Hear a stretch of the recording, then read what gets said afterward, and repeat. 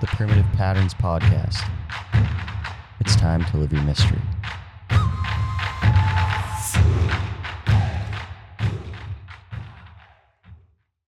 All right, welcome back to another episode of the Primitive Patterns Podcast. This is the boys' last week down here in Guatemala before we head back home, and we got a cool guest on today. We have Jake Illing, owner of Bali Training Centre. I'm not too sure about all the intricacies that he's got going on down there, so we'll let him expand on that a little more, but pumped to have the conversation. He's him and his facility are one of the main inspirations for us and what we've been building down in Guatemala. And Luke had the privilege to go check it out and meet Jake back in like 2018. Yeah, a long time ago. So kind of a full circle moment for us, but I'll introduce Jake now. Jake, how's it going? And just give the audience a bit of background on kind of who you are, what you do, and how you got there.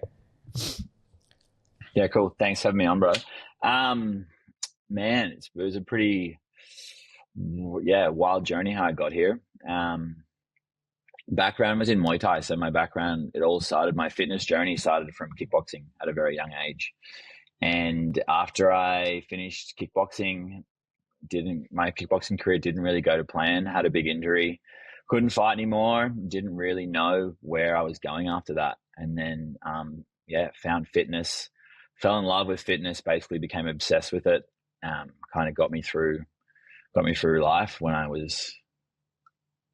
couldn't fight anymore. And then came to Bali and just kind of fell in love with the place. And I came out to Bingen back in like Uluwatu area back in like 2015, 2016. It was just the most beautiful, peaceful place. And it was so quiet.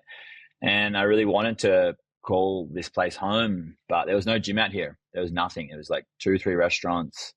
And I was like, man, if I want to live here, then I need to have a gym to train in. So the gym was just built I needed it for me to be able to stay in this area. And then Bali just boomed. Bali just started going crazy, full of people. And yeah, it just kind of grew into what it is now. I never planned for it to become the monster that it's become, but yeah, super stoked where it's become. And yeah, it's allowed me to get where I've been. And yeah, it just happened it was like a passion project for me. You know, I never really intended it for it to become as big as what it's become. It was always just based off my pure passion and love for fitness. And that's how it started. So did you move to Bali in 2015 or is that when you opened up the Bali Training Centre? The gym opened in 2017. Okay. The gym opened in 2017, and when we first opened, it was just 2 classes a week. There wasn't many people out here, and it was just a pure Muay Thai gym. And then as the area slowly started to get busier, I brought in like the HIIT fitness classes, and my way of training and teaching and stuff has always been based around being, because my way of training myself was always based around Muay Thai. So intense cardio, strength and conditioning training based for fighters. So to be very, very strong, but not we couldn't really, for fighting, you can't build too much muscle mass. So, a lot of my training was based around kettlebells for my strength and conditioning, HIIT stuff for cardio, lots of running and that type of thing. So we brought in like a HIIT class.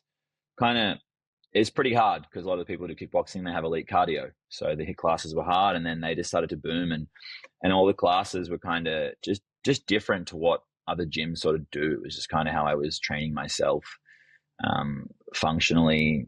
Also, like the strength training was all kettlebell stuff, and it's just kind of a different own sort of way. It was very, I would say, authentic to just how I trained myself. Right. I didn't steal anyone else's ideas or anything like that. It was just back then, it was just a gym we were surrounded by trees and cow fields, and now we're surrounded by villas. There's just villas everywhere. You both haven't been to Bali for a long time, but it's craziness out here now. There's just construction everywhere. The whole island is just construction. There's people everywhere. There's traffic everywhere. When I moved out here to Uluwatu to open a gym, there was like 4 restaurants, I think, in the area. Now it's probably, over 100. Oh, wow. Yeah, that's insane. I want to, obviously we're going to dive a little deeper into the gym stuff, but I want to get to know a little bit about like your training with your Muay Thai. When you tried to go professional with that, or were you like, did you make it professional at one point? And was your competitions and all your training, was it based in Southeast Asia, Indonesia, or did you do that back home in Australia? No, I started in Australia, amateur, and then had like a few fights in Australia, amateur, and then I was working a construction job that I didn't like. I was just a little bit lost, and I was fighting on the side. And then one day I was like, I would have been 23, 24. I was working construction as soon as I finished high school, so for 6, 7 years. And then I was pretty depressed. I was just working a job I didn't like, and I was like, there's got to be more to life than this. And I just quit my job. I'd worked my way up pretty high in the construction industry, and I was making good money and was doing well, but I just wasn't happy. And then Muay Thai was my passion. I was like, I'm gonna have a proper crack at this Muay Thai stuff. I want to try to see where I can go with it. So I quit my job, booked a one-way ticket to Thailand with the intention to just see where I can go by myself. 24, everyone was like, you're crazy, what the fuck are you doing? Like, just quit your job. And I wasn't no amazing fighter or anything like that, but I was just I just wanted to see what would happen. And then I went over there. My first fight, I was super scared. I was pretty scared. It's a big thing fighting over there. You have to fight Thais, full elbows, full Thai rules. It was scary. It was one of the most scary experiences of my life. I remember, like, just before going to walk out to the fight, almost just feeling so sick of like, what the fuck am I doing here? Like, I shouldn't have done this. This is the wrong decision. I'm about to go out and fight a Thai. He's probably going to elbow my face off. And I felt sick, and I was almost going to pull out and just go back home. I was like, I made the wrong call. This is scary all by myself, And then I won that fight, first round knockout, and then that just changed everything. I was like, whoa, I can fucking do this.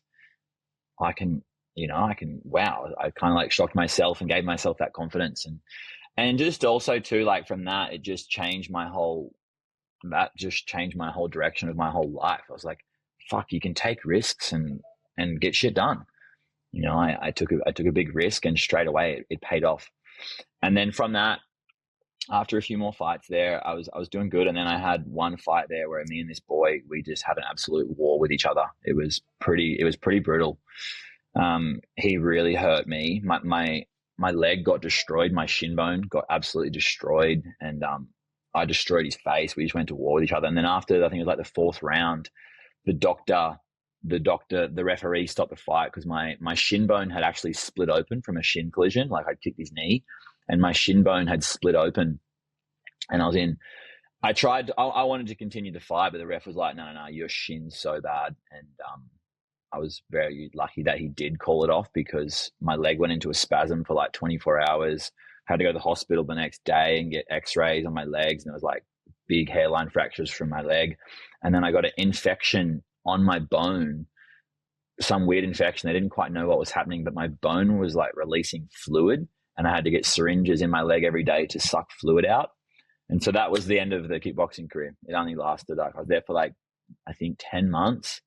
And then I was lost. I was like, fuck, this is all I ever wanted to do. And that was the reason why I started fitness. I didn't know that I loved fitness. I started Muay Thai because I liked fighting, I was I would say, a bit of a lost teenager and getting into street fights and all that sort of thing. So I thought I was tough, and that's how I started kickboxing. And then after I had that injury, I just came back to Australia, and I tried to box and stuff, but it just wasn't me. And then I was like, okay, like, I'm done with this. And then I took up, like, tried other things and stuff, but I became a photographer after that. I was like, cool, I'm going to try something different. And, it just kind of showed me that, just to try different things. And ever since then, I was just always trying stuff. But I did photography for quite a few years and kind of quit the whole fitness thing and that sort of stuff. But it just didn't make me happy.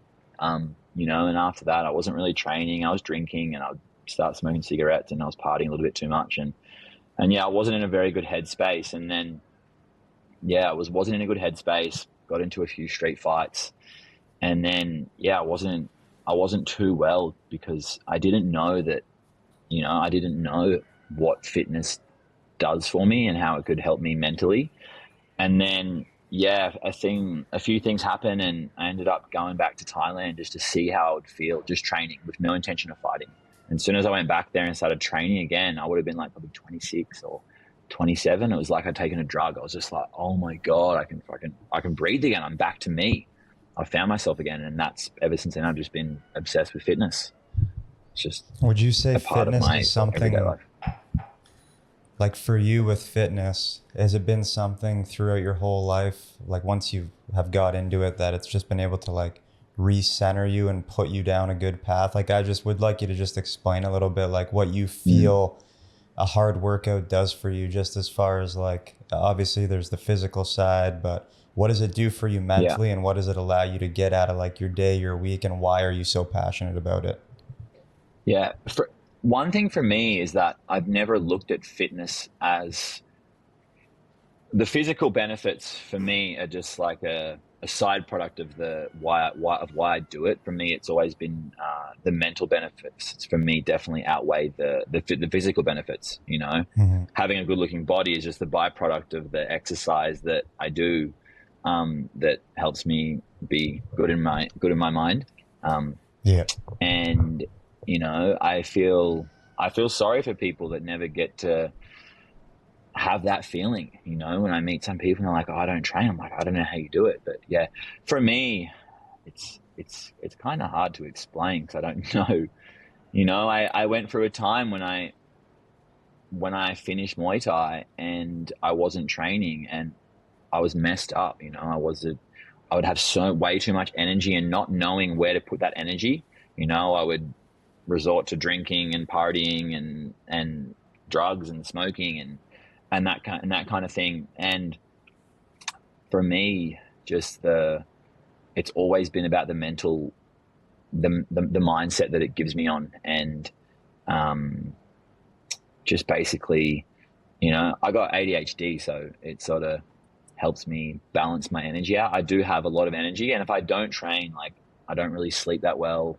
And yeah, it just sets me up for my whole day. I like to start my day with my workouts in the morning, and I would say I have a very big arsenal of different types of training that I resort to.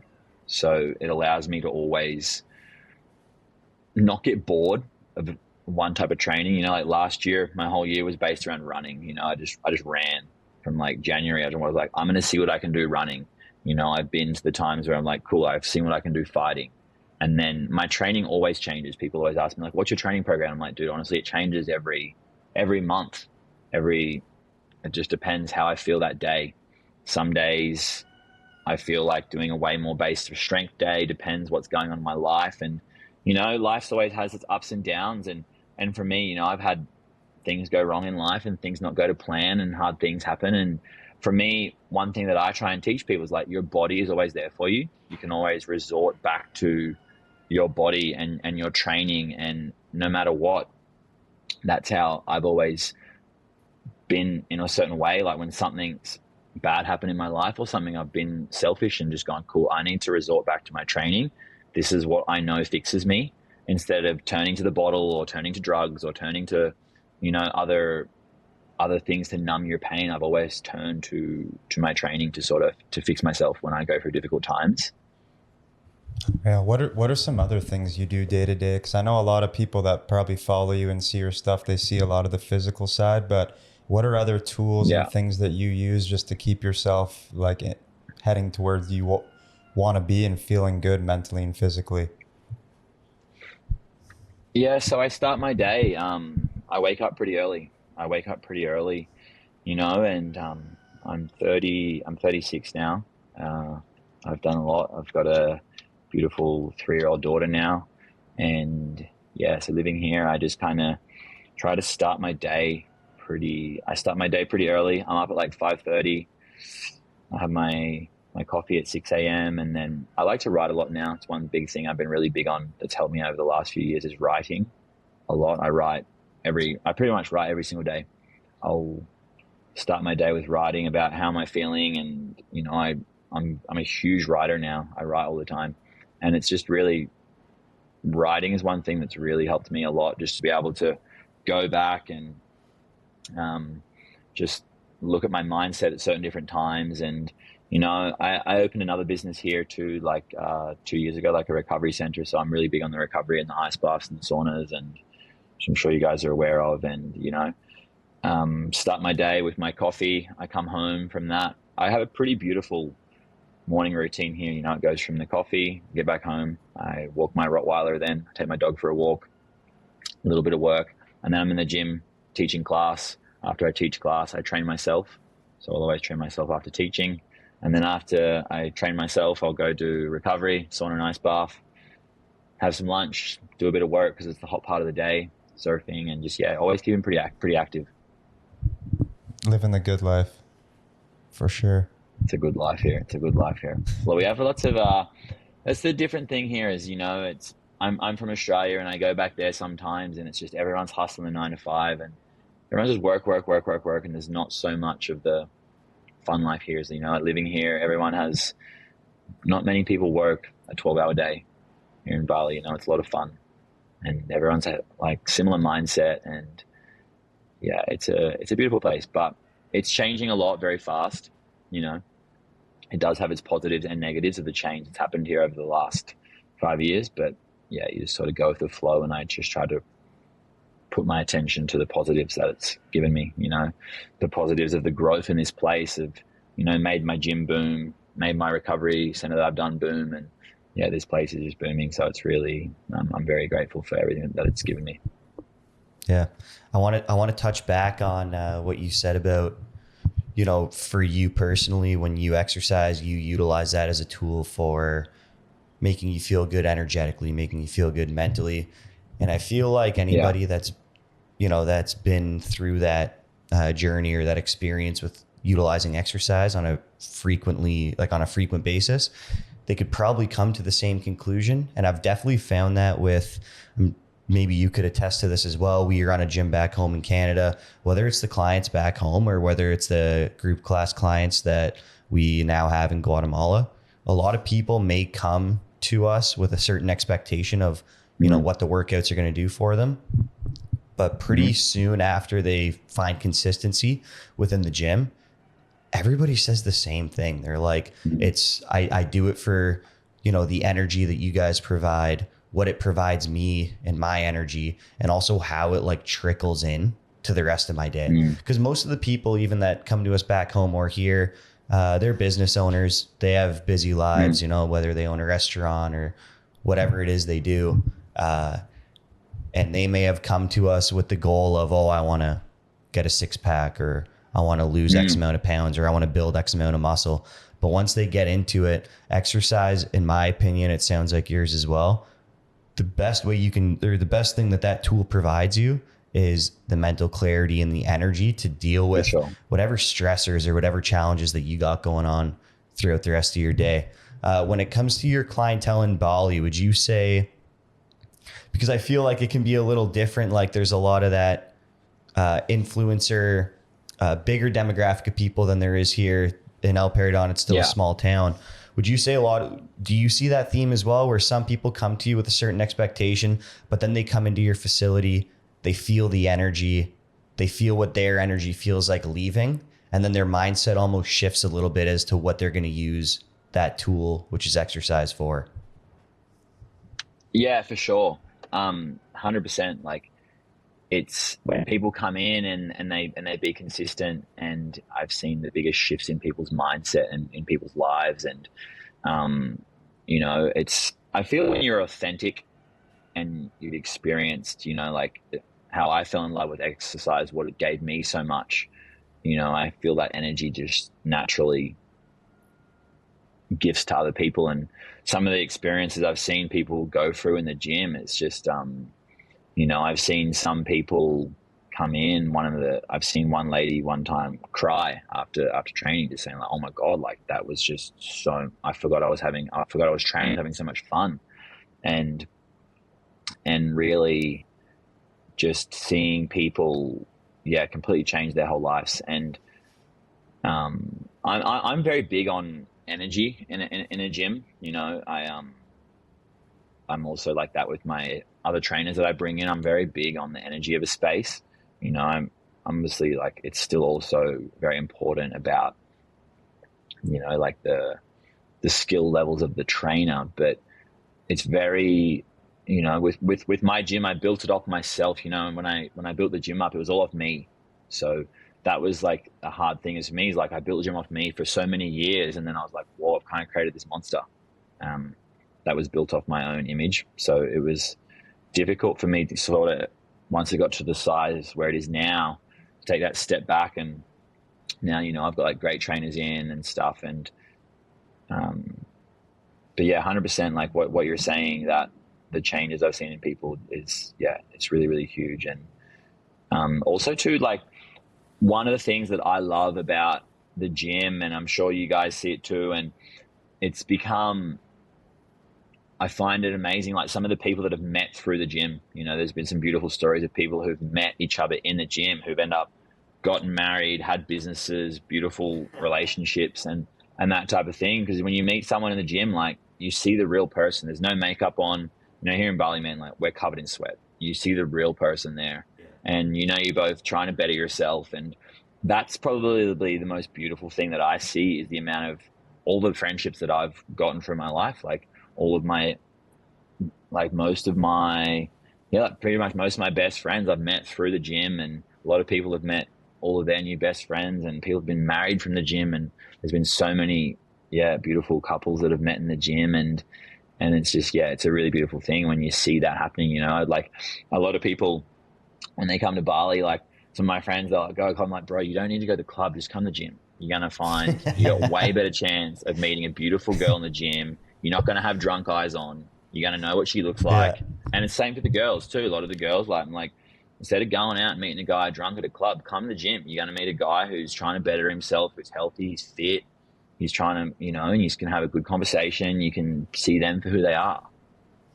Yeah, and the best part about that too is instantly that you have shared value around something. And like, for a guy 100%. Like you or us, I could never be with a woman who didn't take her fitness seriously, because it's such a big part of my life. And a lot of people that train, it's the same. So right off the bat, you're like, sure. Bang, at least we have this in common. And that's like a central piece of a good relationship, because not just about fitness, but that means like they're probably up for adventure. They're probably taking care of other areas of their life. Like, it's just such a good fucking litmus test for, is this person a high value person? Do they take themselves seriously? 100%. Yeah, 100%. For sure. I'm not big on the whole going out clubbing, trying to meet someone sort of thing. Fuck that. Yeah. Well, that's even when we opened up the gym here. It's the first gym on this beach, but in saying that, wow, there is a decent amount of development here. There's a lot of hostels, there's clubs, restaurants, a lot of bullshit. And and that's what the community that has kind of started coming to the gym, that's what they're super pumped on. They're like, we now have a space where we can come and be social and have a good time, but in the same breath, it's not going to revolve around drinking, spending money at the bar, spending late nights at the bar, fucking up your sleep cycle. Like, they get to come to the gym, blaring tunes, have a good time, laugh, dance around a bit, be around like-minded people, and it's just a great social setting for them.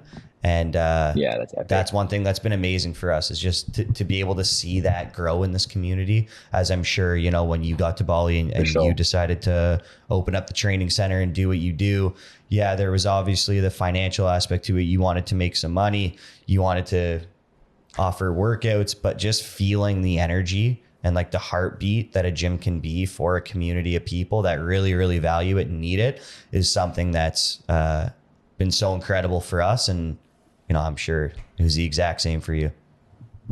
Yeah, for sure. And I'm huge on, like, one thing that I've, learned from, having the gym for so long is, like, seeing like what you guys have done too, is I'm very big on, if you do something out of passion, not just out of financial gain, it's the universe like rewards you in a way. Because when I opened the gym, it didn't really make money. It was 2 days a week. We did 2 classes a week, and a class was, I don't know, like US dollars, probably like $8 a class. And my goal for the first year was to get 10 people. You know, my goal was, but I never questioned it because it was just a passion. I fucking loved it so much. It was never about like, oh, this is going to make this amount of money. This is going to set me up on this. And, you know, now what it's given me and stuff, and it's just, I'll never stop doing it because I'm so passionate about it. It's like, even if I had $10 million in the bank, I'm still going to fucking go to the gym and teach class, because what else am I going to do?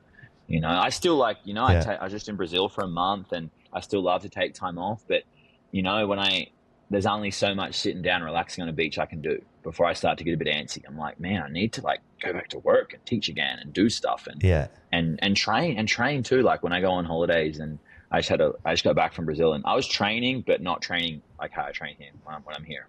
You know, I took a bit of a break and you know, did the party thing for a little while. It's good to do it sometimes and get out of your system and to experience that side sometimes.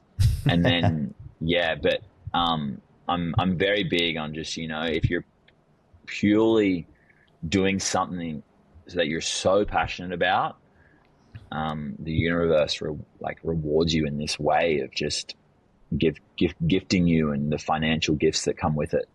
And so how many years would you say from the time that you opened the facility? Because like you said, it was just purely out of passion, and it was something that, you know, maybe you had a goal as to how many people you wanted in the first year, but at the end of the day, like you said, you weren't going to stop doing it because it was purely driven out of passion, and you were at a point in your life where you felt like you just needed to follow that passion, and it gave you direction and it gave you purpose. At what point did you kind of step back and go like, holy fuck, we've built something pretty serious here? Because you know, I'm sure off the start it's just like you're having fun with it. For and sure. Yeah, the little bit of money that's trickling in is cool, but at what point were you like, all right, Uluwatu's popping off a bit, and this gym is becoming something maybe bigger than you could have even thought it would ever be? Yeah, for sure. It definitely did. You know, it's fucking pretty crazy. You know, I started it out as a Muay Thai gym, and now we do a booty class on a Sunday. It's full of 60 women. You know, there's classes 7 days a week. Some days there's 3 classes a day, and they're all full. So it definitely did become a lot bigger than what it ever was, like what I intended to in the beginning. But yeah, when I first sort of, my goal for the first year was to get 10 people. And I think we got that goal. And then the second year it hit like 50 people because I brought in the fitness classes and hit 50. And then COVID hit. So I still didn't really know like it had become something, because it just started to become something. And then COVID hit. And we went from 50 back to closed, had to close for a while, and then to 10. And then for that whole weird time of people being like, half the people like not caring about COVID, and half the people saying like, oh my God, you're spreading the virus. People can't sweat in the gym. And it was a weird time. You know, half the people were like saying you're wrong for being open, and fucking you guys are spreading the virus and that sort of thing. But then after COVID hit, I'm not sure what it's like on your guys' side, but Bali went crazy after COVID. That was when a lot of people moved here. They wanted out of their first world countries, and that was when the Bali boom really went crazy. Bali was kind of doing this pre-COVID, like it was growing, but like at a nice steady pace. COVID hit, it crashed, and then it was like after COVID, it just went crazy. Now it's just like been 100% nonstop. And then I think like probably a year after COVID, that was when we hit like the 90s in classes. And that's when I was just like, holy fuck, this is crazy. And yeah, so pretty much after COVID hit, it just went full nuts. And yeah, now it's just full nuts every day. I think just what we had the other day, like 106 in one class. That's like, that's not even, that's like just like kind that of is the fucking norm now. That's just like the norm now. Like, yeah, another that day is of 100. nuts, dude. Yeah. Yeah, it's insane. How does a coach, like you hire a coach on, I'm sure they see your content, like they know what they're getting themselves into. Yeah. But when they teach their first class there and 100 bodies roll through, they must be like, even if you have experience, you must be like, I've never seen a group class back home with 100 people. You know, they're used to like at 45, 30 people, whatever. What's their reaction to that? You've got to have a loud voice. You've got to be loud. You've got to be able to, you've got to be loud, and you've got to be able to yell at people, and you've got to yell at everyone to say, hey, shut the fuck up. Like, I'm talking. Because if you have 100 people trying to talk over you, when you're demonstrating and stuff, it just doesn't happen. You've got to be able to yell, and you've got to be, you know, masculine. You know, you've got some days people turning up late, trying to get in, and it's like a crazy party. Some days people trying to just walk in. You're like, nah, you're late. You can't come in. It's your fault for being late. You cannot join in. Like, oh, no. Like, no, you're late. The gym's full. We got 100 people. You can't fit. So yeah, you've just got to be strong and confident. You can't have a soft little whispery voice, and we don't use microphones. There's no microphones in there. So you've got to be able to yell at 100 people. You've got to be able to stand up on a box in front of all of them and be like, all right, you, this. And it works fine. You know, it's nuts when some people turn up and they think, you know, sometimes customers will come for their first time. They're like, I can see them all talking like, oh, this is going to go bad. Like, this guy's let way too many people in. How the fuck is this going to happen? Yeah. The other day we had 106 people, and I see everyone kind of looking around like, how is this going to go down? I'm like, guys, don't worry. I've done it. It's going to be fine. As long as you guys all shut up and listen. I'll say that. I'm like, everyone shut up, stop panicking. It's going to be fine. We do this all the time. Sit down, shut up and listen. And it's going to go sweet. And it always does go sweet. Yeah. And that's one thing, you know, like when we have these big crazy days, like I remember the first day I ever did 90, it would have probably been like 18 months ago. It was the first day I ever hit like a 90. And I was like, oh man, this is so bad. People are going to fucking leave bad reviews. People aren't going to like it. It's too busy. Like, it's bad. It's not good. People are bumping into each other. There's sweat flying everywhere. Like, and then on that day, people came up to me and they were just like, oh my God, that was so much fun. We just trained with 90 fucking people. And people were posting photos and everyone was sharing the story. Like, we just trained with 90 people. You know, when you come from a country, you know, like Australia, America, like you don't get to train with 90 people. It's in Australia, it's probably illegal. You know, it'd be illegal there'd be laws and regulations. Like, you wouldn't be able to do it. And that's when I was kind of like, whoa, like people, the bigger the group, the bigger the energy, the more fun people are having. And that's when, you know, like some days I'm where the gym's gone in its own way, it's a huge transaction of just energy. You know, people are getting, the music's fucking really loud. There's people dancing, chicks are dancing around, having fun. And, you know, I don't try and stop the fun side of it. Like, some people just come and they're still doing a workout, but they're not there to be an athlete or to be some crazy physical weapon. But there is some of those people there as well. There's a whole mixture of people. There's some people there who come and have a bit of a sweat, train a little bit, have a little rest, take a few selfies. You know, when you got 100 people there, we've got all different countries here too. We've got Australians, Russians, a few Indonesians in the gym, people from Europe, people from America. So you got all different cultures in one space, and it does make a really cool vibe because, you know, dancing's become a very big thing in the gym. There's sometimes all 6 people in a group will just be like, we're going to dance for this next exercise. You know, I'll do one station where it's a question mark thing station. It's like, you guys decide whatever you want to do on this one. And some people just dance. And yeah, it's just became its own thing. And that's what I've realized is that, like, the bigger the group, it's just people have so much fun. Yeah, that's fucking epic. I want to circle back to one thing just because I think it's a really cool thing that you touched on, was when you said, like, you were doing the construction, you were kind of down and out on yourself, and you said, fuck it. And you booked that one-way ticket to Thailand to start fighting. And then through that, if you think about it, it's like that one decision is kind of what led to 106 people showing up to a workout and dancing. Like, you had to take that leap of faith for all this other shit to have happened.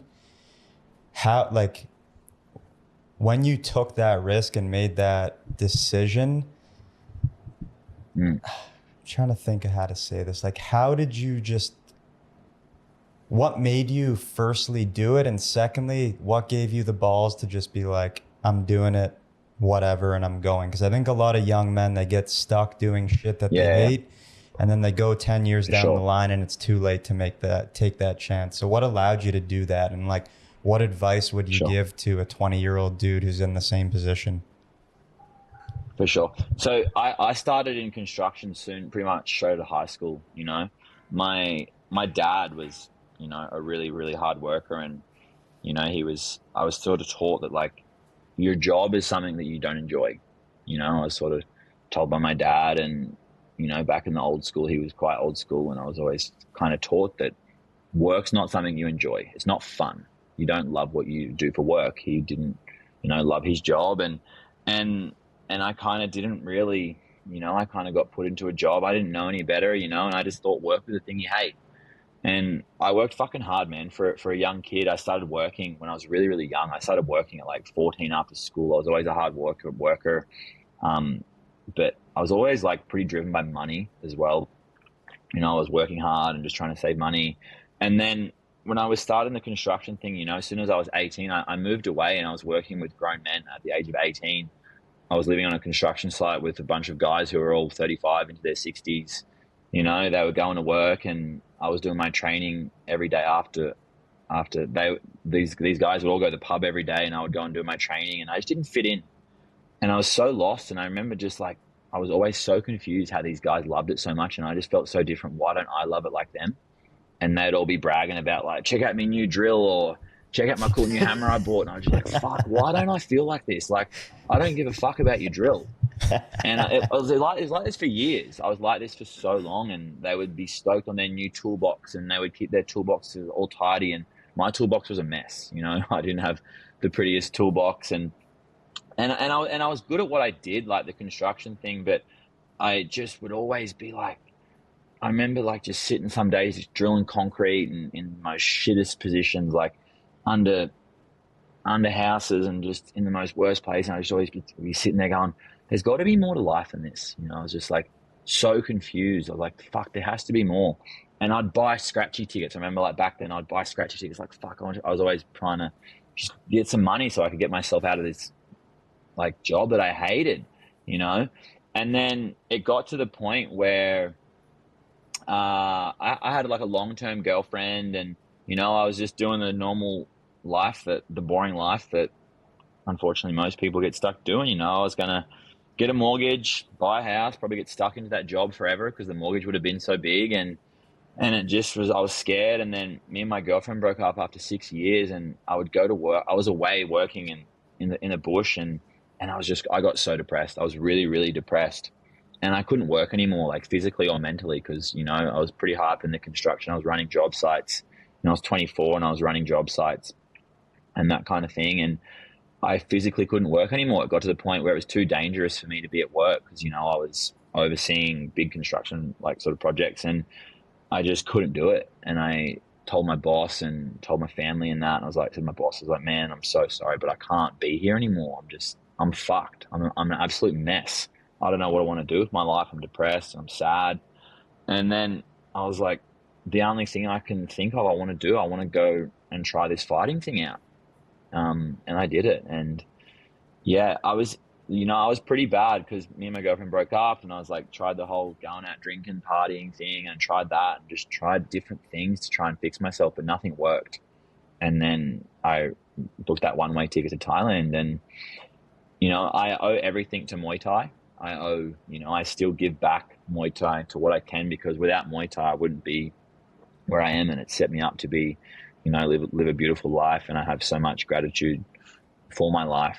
I get to do what I love every single day. I get to travel. I get to take time off when I want to. But yeah, 100% what you're saying, I had to hit rock bottom to make that decision. If I didn't hit rock bottom, I wouldn't have made that decision. And so I'm grateful that I hit rock bottom. It was nice. Yeah. I'm blessed that, it's really hard when you're in those hard times to see the positives, but every single hard time I've gone through in my life, it's led me to a positive. Yeah, you just got to have the fortitude to be able to keep going and push through it. Because I think a lot of people, 100%. They hit rock bottom and they don't keep pushing, but it's always probably right there if you just fucking keep moving. For sure. And yeah, just like never never really quitting, you know, like hitting rock bottom, but just always knowing that just as long as I keep fucking moving forward, everything's going to be okay. You know, I've had other things in my life where I've hit rock bottom, but it's like, nah, just fucking keep moving forward and you're going to be okay. And there's going to be a positive come out of it. And every negative, bad thing that's happened in my life that's caused heartache or depression or anything, it's always, you know, I can look back on into my life and I was like, that was setting me up for this. That set me up for this. Things that happened when I was younger, like those built me to this person who I am today, to allow me to do these things that I've done throughout life. And the biggest thing that I can say to young guys and that is like, just fucking have a crack. You've got nothing to lose, you know, just have a crack. That was the biggest thing that lesson taught me, was have a crack. If it doesn't work out, shit's going to be okay. Because my fighting career didn't turn out. I was, you know, I took that risk of quitting my job, going to like telling everyone I want to become a fucking great fighter. When I was in Thailand, didn't happen. It didn't happen at all. Had to go back to construction. But that taught me to take risks. You know, I was like, after that, I was like, I'm going to try being a photographer. I'm going to try being a photographer now. That led me to coming to Bali. That led me to coming to here to be like, oh, I want to open a gym, you know? And then after opening the gym, I had a big passion for like sauna and ice baths. And that's when I was like, oh, I'm going to try this, you know? And like, I have 100 things in my head of like things I want to do and try. And, you know, even with my own training and stuff, just having that belief in myself that, you know, just fucking have a crack. You know, that's one thing that fighting teaches. You know, I have this conversation with some of my friends, and fighting teaches you so much. You know, some of the lessons I learned from Muay Thai, I put that even into business, you know, or into every aspect of life. You lose a fight, you don't quit. You go back to the gym and you go, okay, what did I do wrong? Let's see what I did wrong, and go again. And you fight again in like 3 months' time, you know. And there's so many things they teach you in fighting. It's like one of the big things when I was fighting in Thailand is like your gym would say to you, we don't care if you lose, but you don't fucking quit. If you quit, you're out of the gym. If we know that you're not fighting, or you drop down and you're like, no, I'm done, you're out of the gym. Just don't quit. Give it 100% and you're all good. If you lose, doesn't matter, but just don't fucking quit. And just taking those certain, you know, little things like drilled into your mind, into everyday life, has really helped me a lot. Yeah. Hey, well, Jake, we appreciate you for taking this time. I think that's a great spot to cut it. For sure. We've been following you for a while. We look up to you. We value what you say, and we look forward to seeing what else you got going on, what else you build. And we just want to let you know that, you know, we've taken a lot of inspiration from you, and seeing the success that you've had and what you've done. So we appreciate you a lot. We appreciate you for coming on this podcast, and I'm sure we'll do it again down the road. Thank you, brother. Thanks for having me on. And yeah, super cool to see what you guys have done over there. I've been seeing the videos up on Instagram. It's fucking awesome. Yeah. I want to get out there and come check it out. Yeah, you're welcome anytime, man. It's been same kind of thing for us. Like, took inspiration from the Bali Training Centre, but then we had no fucking clue if it would work here, because it's like a party town. We didn't know if there's enough of a fitness scene, and it's really popped off here, and people are loving it. So now it's like a new chapter for us, which is so cool. Yeah. It's cool. Like it does remind me of like my gym back in the day before this place just became insane. You know, I see it and I see you guys are growing. I'm like, man, these guys are onto it. Like, it's so, like, it comes back to that thing of what I say, just like doing what you're passionate about, you know? Yeah. Definitely. And being open to take risk. Like, you know, we've got the gym back home. We've got another business. We've got life pretty set there, but it was like, you know what? Fuck it. We don't want to be a part of this 9-to-5 grind for our whole life. We want a different way of being. So coming down here it was passion for fitness, but then also just passion for life, how we want to live. 100%. Yeah, no, it's so cool, man. Awesome, boys. Well, good stuff. And like I said, we should do it again sometime down the road. The Primitive Patterns Podcast. It's time to live your mystery.